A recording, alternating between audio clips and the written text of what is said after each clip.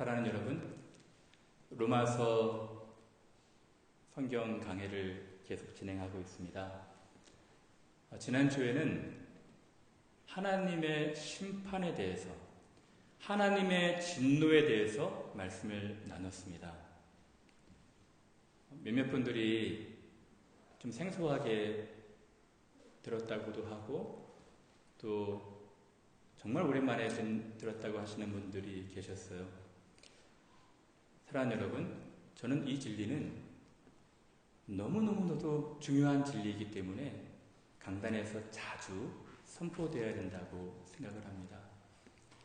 하나님의 진노가 불의로 진리를 막는 사람들의 불경건함과 불의를 쫓아서 나타났다라고 로마서 1장 18절부터 32절까지는 언급을 하고 있습니다. 대대적인 하나님의 진노와 심판이 이제 현재에도 앞으로 다가올 미래에도 나타나게 될 거예요.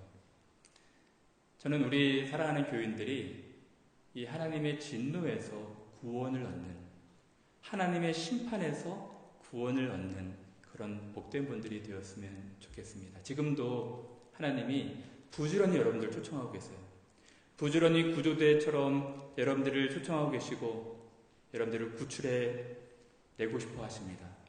그것이 우리 하나님의 사랑입니다. 그 사랑의 손길 거부하지 마시고 붙잡으시고 영원한 내세에 약속 있는 분들이 되셨으면 좋겠습니다. 사랑하는 여러분, 오늘은 로마서 2장 1절부터 5절까지 말씀을 나눌 텐데요. 여러분들이 사실 로마서를 잘 안다면 제가 이 배경 설명할 필요가 없겠지만 로마서가 아직 생소한 분들이 있을 터이기에 제가 다시 한번 잠시 배경 설명을 하려고 합니다. 여러분, 우리가 지금 나무를 보고 있어서 숲을 잃어서는 안 돼요. 전체 숲을 조망하면서 디테일하게 나무로 들어가야 된다 생각이 들거든요. 여러분, 이 로마서 전체를 여러분 보는 그 안목들을 가지고 있어야 됩니다. 이 사도 바울은 이 고린도에서 3개월 머무는 동안 로마서를 기록했거든요. 로마에 바로 가고 싶었지만 예루살렘에 가야 되기 때문에 안타깝고 아쉬운 마음으로 로마인들한테 지금 편지를 쓰는 것입니다. 여러분, 제가 처음에 말씀을 드렸지만 로마서의 기록 목적이 있다고 그랬죠. 여러분, 로마서를 기록한 목적을 잃어버려서는 안 돼요. 로마서를 기록한 선명한 목적 가운데서 우리가 로마서를 읽어야 됩니다. 로마서를 기록한 목적이 무엇이었습니까? 세 가지가 있다고 그랬죠. 첫 번째는 목회적 이유, 두 번째는 선교적 이유, 세 번째는 신학적 이유였습니다. 그래서 제가 첫 번째만 다루려고 그러는데요. 로마서를 기록하게 된 동기와 목적은 첫 번째 목회적 문제 때문에 그랬어요. 여러분, 이 로마에 있는 교회, 로마에 있는 하나님의 교회에서 있어서는 안 될 일들이 벌어지고 있었던 거예요.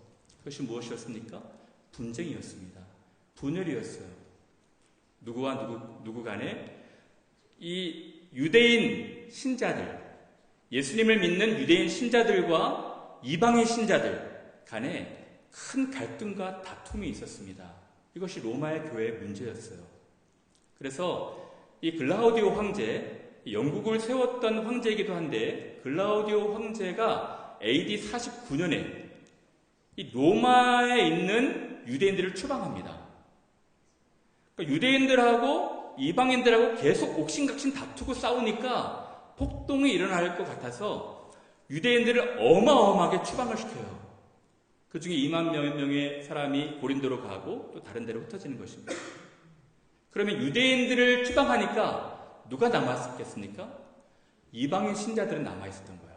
헬라인들하고 이방인 신자들은. 그래서 옥신각신 다투는 이 다툼의 문제가 없어져 버렸어요. 여러분, 이 로마 교회는 사도 바울이 세운 교회가 아니라 오순절날 성령을 경험한 이 사람들이 와서 세운 교회거든요. 근데 그때부터 계속해서 유대인들과 이방인들이 갈등이 됐는데 유대인들이 다 빠져나가니까 이방인들 교회가 된 거예요. 갈등의 소지가 없어져 버렸죠.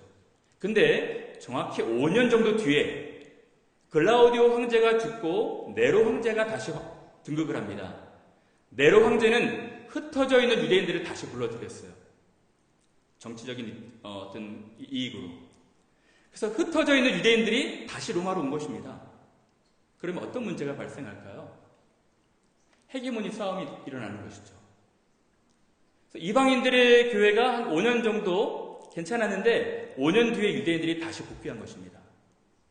그래서 유대인들이 상대적으로 다수였던 이방인들하고 갈등을 일으킨 거예요. 그런 선상에서 사도 바울이 한 그 얘기를 듣고 로마서를 기록한 것입니다.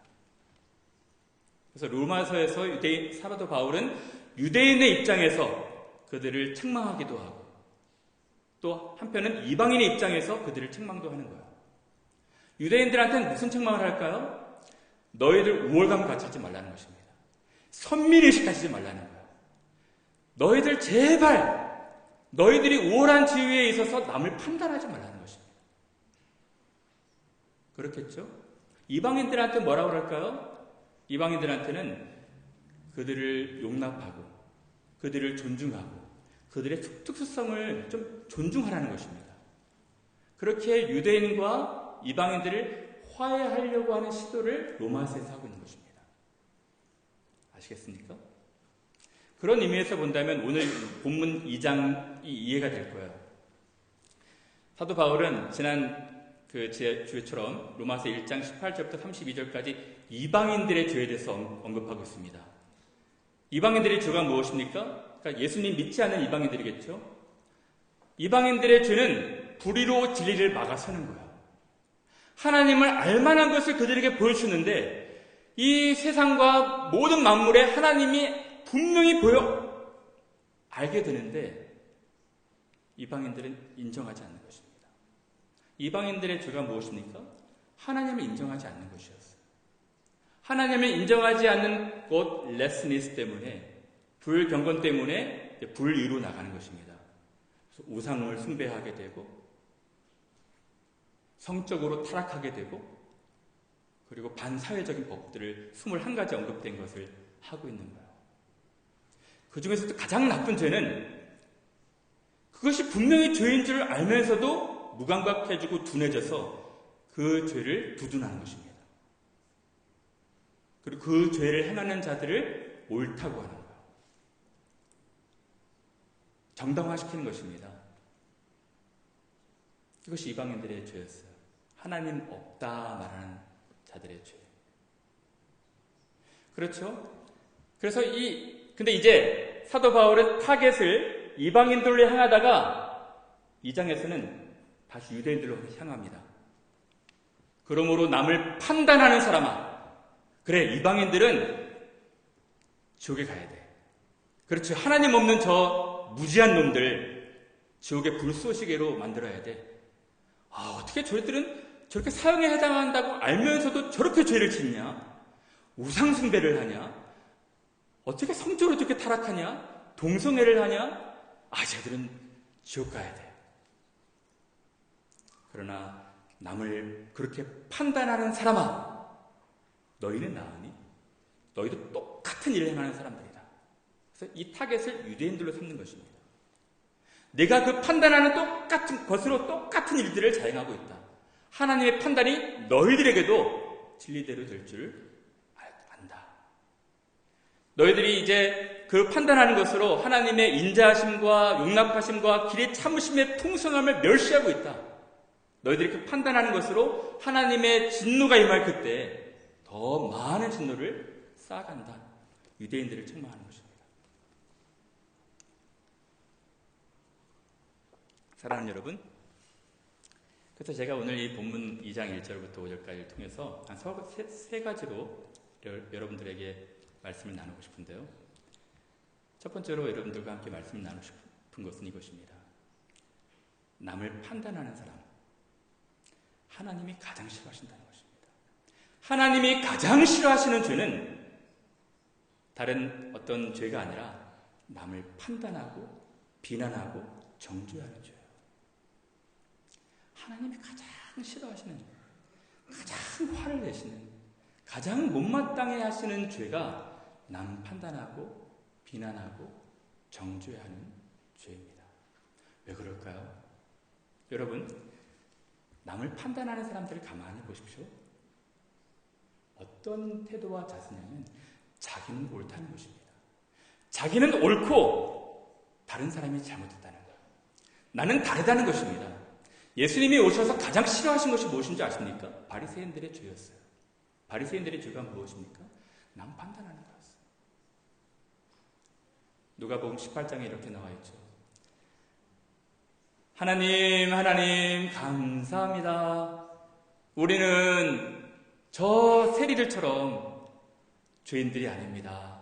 저 세리와 같지 않게 됨을 너무 감사합니다. 우리는 일주일에 2번씩 금식도 하고 11조도 하고 헌금도 하고 이것도 하고 저것도 하고 저 세리와 같지 아니함을 감사합니다.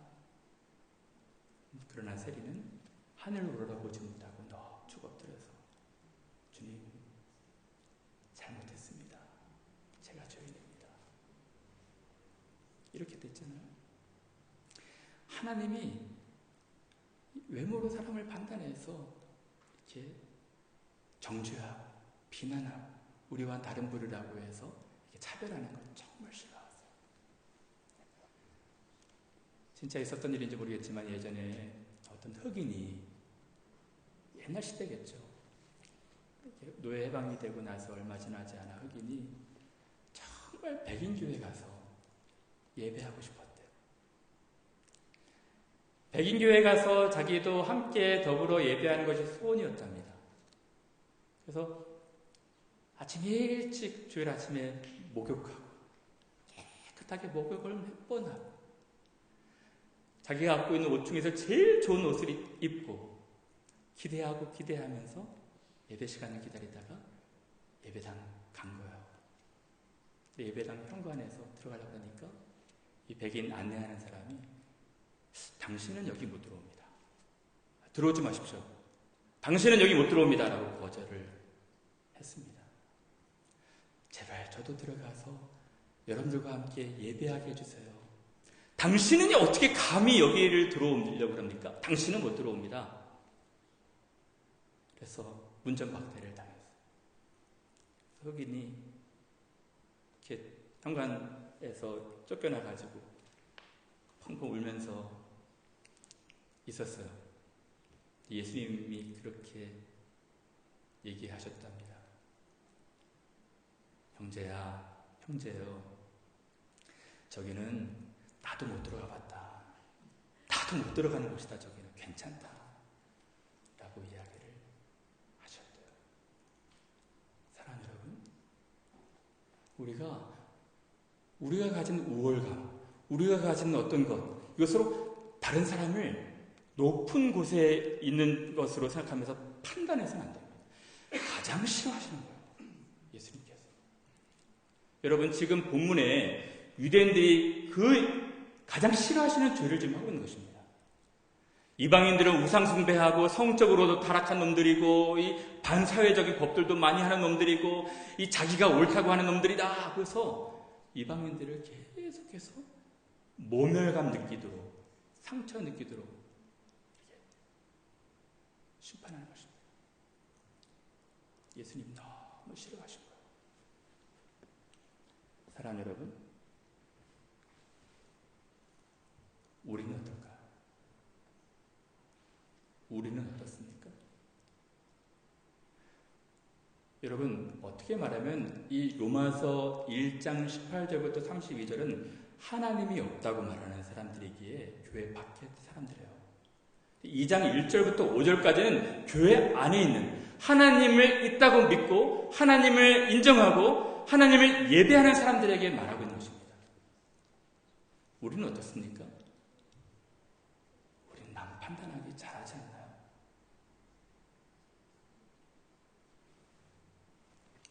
최근에 한국에서 여러 정치인들끼리 다툼이 있어서 문제가 되고 있죠.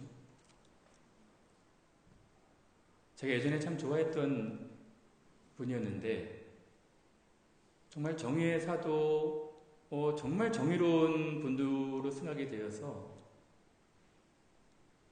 좋아했어요.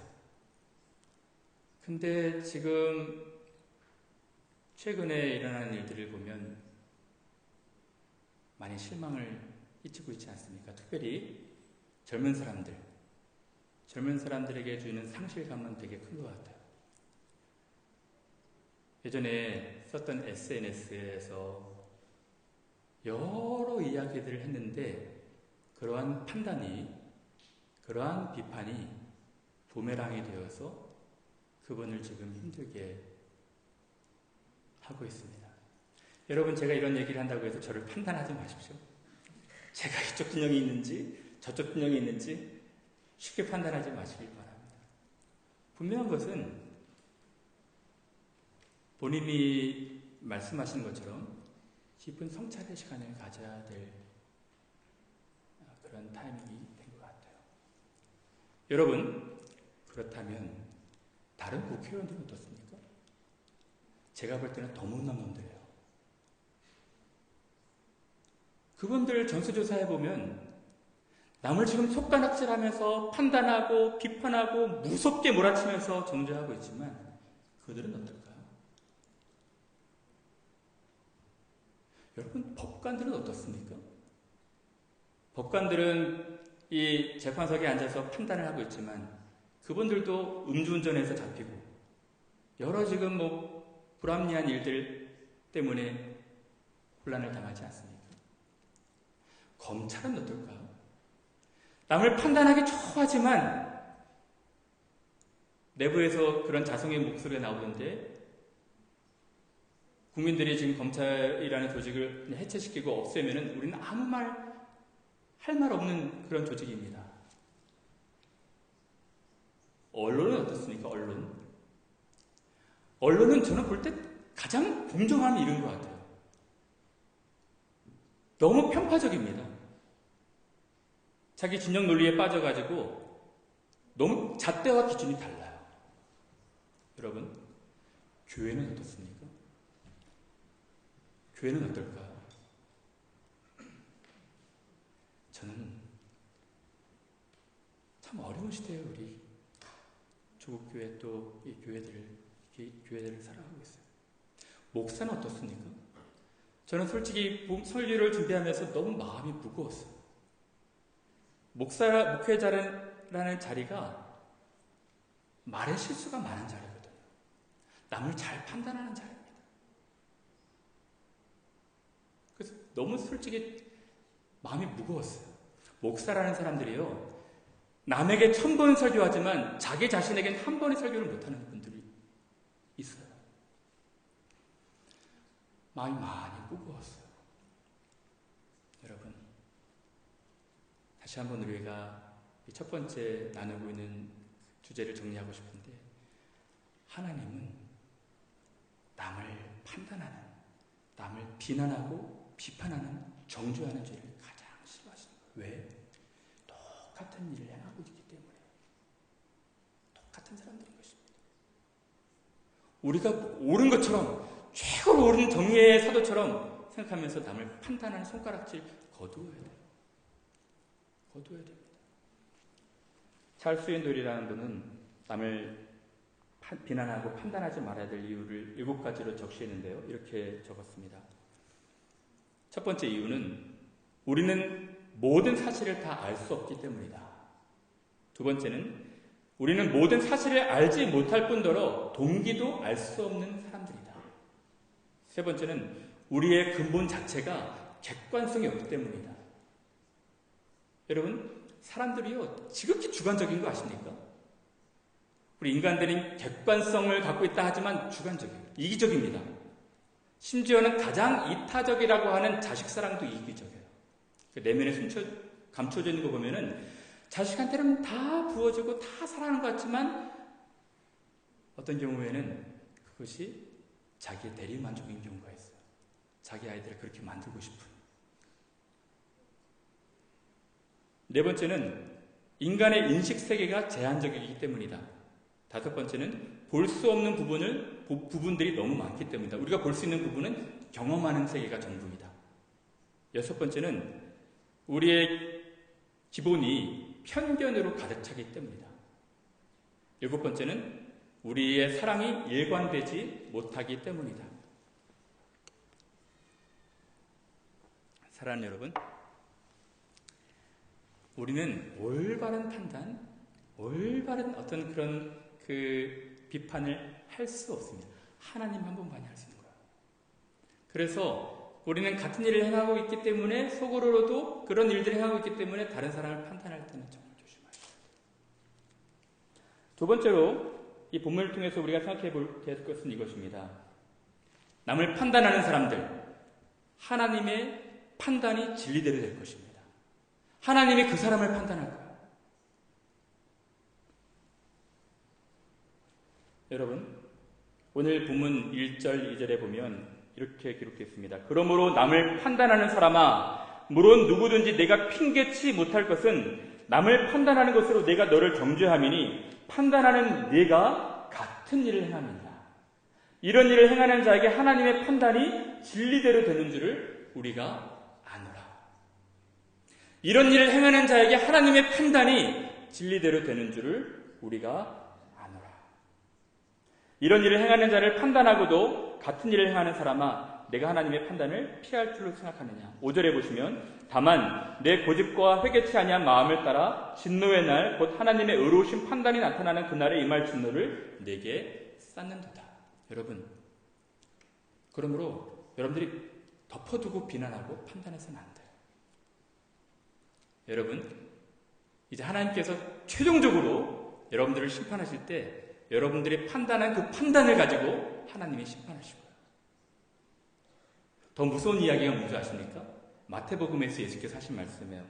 마태복음 7장에 보시면 너희의 그 헤아리는 그 헤아림으로 너희들이 헤아림을 받을 것이다. 그렇게 말씀하셨어요. 지금 정치 세계를 보십시오. 다른 사람을 판단 잘했어요. 다른 사람 비판 잘했습니다. 그 판단과 비판으로 똑같은 헤아림을 받고 있잖아요. 우리가 그런 사람들입니다. 우리가 누가 완벽하게 하나님처럼 옳게 했어요. 사랑 여러분, 그러므로 여러분들 정말 권면합니다. 남 판단하거나 정죄해서는 안 돼요. 그러면 여러분들 이런 질문을 가질 수 있습니다. 목사님, 그렇다고 해도 정확하게 비판을 해야지 이 사회가 좀 건설적인 방향으로 가지 않겠습니까? Moving forward 하지 않겠습니까? 그런 질문을 가질 수가 있겠죠. 사랑하는 여러분, 그러면 이렇게 질문하는 것입니다.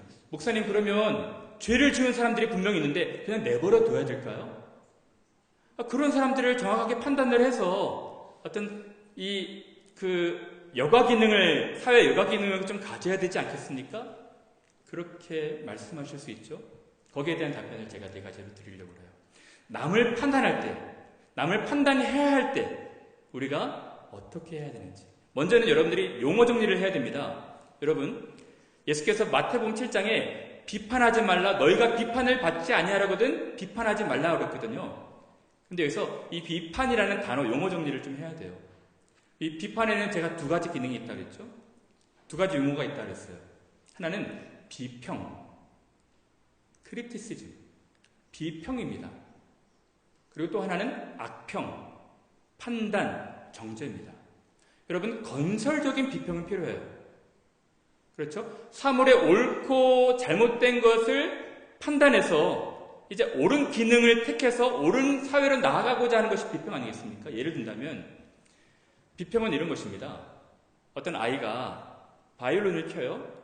이 바이올린을 켜면은 비평가가 필요하잖아요. 그래서 잘못된 부분들을 지적하고 잘못된 부분을 고쳐줘요. 그것이 비평입니다. 그 사람을 건설적인 방법으로 세워주기 위한 방법입니다. 단 악평은 달라요. 남을 깎아내리고 남의 어떤 결점이 발견되면은 정말 이 책 잡아가지고 남을 완전히 짓밟아 버리려고 하는 것이 악평입니다. 그런 의미에서 판단이라는 것입니다. 그런 의미에서 판단하지 말라는 거예요. 여러분, 그래서 여러분들이 어떤 사람의 잘못이 결점이 발견되면은 덮어두고 판단해서는 안 되는 것입니다. 야고보서 4장 11절 12절에 이렇게 기록되어 있습니다. 형제들아 서로 비방하지 말라. 형제를 비방하는 자와 형제를 판단하는 자는 곧 율법을 비방하고 율법을 판단하는 것이라. 만일 네가 율법을 판단하면 율법의 준행자가 아니요 재판관이니라. 입법자와 재판관은 오직 한 분이시니 능히 구원하기도 하시며 멸하기도 하시느니라. 너는 누구이기에 이웃을 판단하느냐. 사랑하는 여러분, 우리가 다른 사람을 판단할 때 첫 번째는 조심하셔야 돼요. 덮어두고 비난해서는 안 됩니다. 두 번째가 더 중요한데요. 두 번째는 아까도 잠깐 말씀드렸던 것인데 나는 의롭고 다른 사람은 잘못되었다는 태도로 비난해서는 안 됩니다. 그러니까 다른 사람의 잘못이 발견되면 그 사람의 잘못도 보지만 우리도 더 크게 잘못할 수 있다는 가능성들을 봐야 돼요. 여러분, 그것이 바로 예수께서 말씀하신 것이거든요.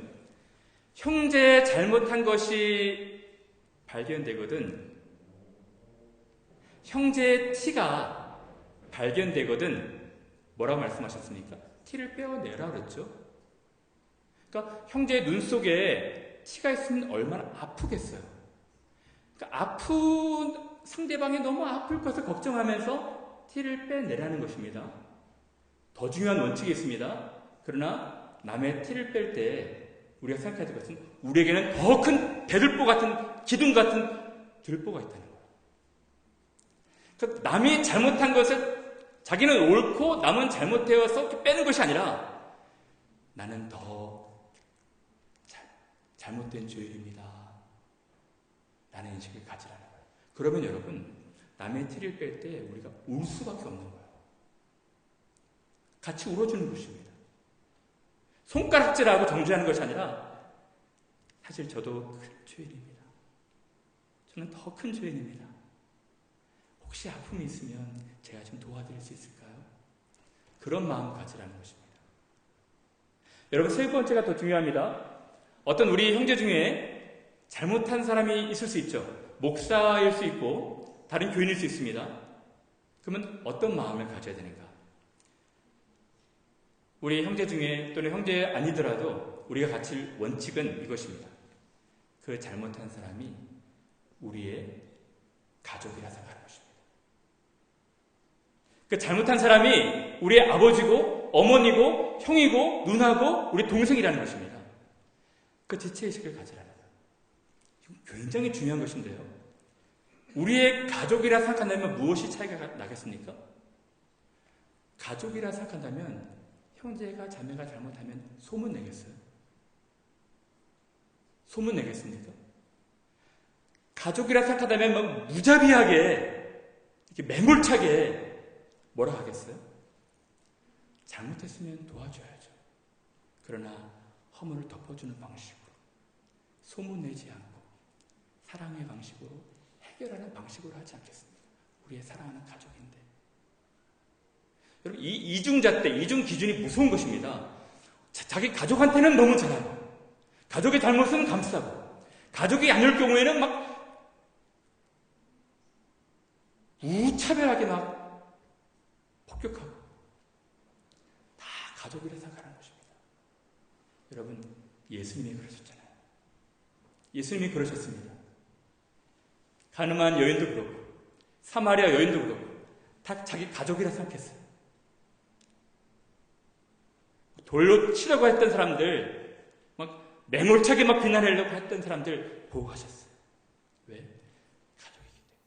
이방인이 돌아왔을 때 유대인들은 판단하고 정죄하고 비난하고 그러지 말라는 것입니다. 그것이 더 나쁘다는 거예요. 가족이기 때문에. 사랑하는 여러분, 저는 네 번째, 우리가 다른 사람의 죄가 발견되었을 때 그럼 어떻게 해야 되는가? 네 번째가 더 중요하다고 봐요. 네 번째가 무엇입니까? 항상 죄를 다룰 때는 사랑이 궁극적인 목적이 되어야 돼요. 사랑이 목적이 되어야 됩니다. 그 사람을 심판하고 깎아내리고 그 사람을 막 홀딱 벗겨놓고 무자비하게 폭행하는 것이 아니라 사랑이 목적이 되어야 돼요. 우리가 잘 알고 있는 본문이 요한복음 3장 16절입니다. 하나님이 세상을 이처럼 사랑하사 독생자를 주셨으니 이는 저를 믿는 자마다 멸망치 않고 영생을 얻게 하려 하십니다. 근데 여러분 3장 16절도 중요하지만 17절도 중요해요. 그 다음 절에 뭐라고 말합니까? 하나님이 그 아들을 세상에 보내신 것은 세상을 심판하려 하심이 아니에요. 그로 말미암아 세상이 구원을 받게 하려 합니다. 하나님은 사랑이십니다. 하나님은 사랑이었어요. 심판받아 마땅한 사람들인데 끝까지 하나님은 사랑을 놓지 않으셨어요. 하나님이 그 아들을 세상에 보내심은 심판하려 하심이 아니에요. 얼마나 심판하시고 싶어 하시겠어요. 불의를 진리를 막고 우상 숭배하고 하나님 말 많은 것을 선명히 보여주는데 불구하고 끝까지 하나님의 그 인자하심과 오래 참으심과 용납하심을 길이길이 멸시하고 있는데 하나님은 사랑이셔요. 사랑이십니다. 용서하고 싶어 하시는 거예요. 사랑이 목적이 되어야 됩니다.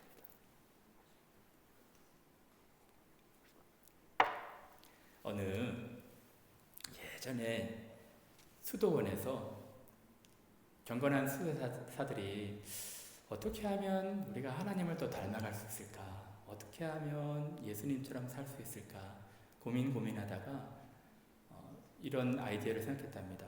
그래, 예수님도 40일 동안 금식하셨으니까 우리 수도사들도 함께 금식하자. 그리고 수도원 원장을 찾아가서 건의했답니다. 우리 수도사들끼리 40일 동안 금식하겠습니다. 아 그래? 그럼 나도 함께 금식할게. 40일 금식을 하기로 했대요. 근데 이제 37일, 38일, 39일이 되니까 어떤 한 수도사가 너무 배가 고픈 거예요. 너무 배가 고팠어요. 그래서 몰래 그 곳간에 들어가서 맛있는 수프를 끓여다가 이 수프를 떠먹었답니다. 근데 그거를 다른 수도사가 발견을 한 거예요. 문을 벌컥 열더니 아니 우리 지금 다 40일 동안 금식하는데 너 혼자 지금 수프 먹고 있냐? 그래서 끌고 수도원 원장님한테 찾아갔어요. 원장님, 얘가 지금 우리의 금식을 다 망쳐버렸습니다. 수프를 혼자 먹었어요. 그때 원장님이 그래 그러시더니 숟갈을 하나 드시더니 자기도 수프를 수도사가 다 보는 앞에서 또 먹었답니다. 사람들은 경악을 금치 못한 거예요. 원장님 어떻게 그러실 수가 있어요? 아니 우리가 이 금식하는 이유가 예수님 닮자고 한 것 아니니? 근데 예수님 닮자고 한 것인데 한 형제가 잘못했다고 해서 판단하고 정죄하고 그럴 바에야 다 같이 숲을 먹자. 그럴 바에 다 같이 숲을 먹자. 그리고 서로 사랑하자. 라는 이야기를 했답니다. 사랑하는 여러분, 저는 우리 교회가 사랑이 궁극적인 목적이 되는 교회가 되었으면 좋겠습니다. 어떤 우리 중에 죄가 있는 분들이 발견되고 죄 있는 분들이 우리 교회로 들어오게 되면은 비난하거나 정죄하거나 판단하지 마요.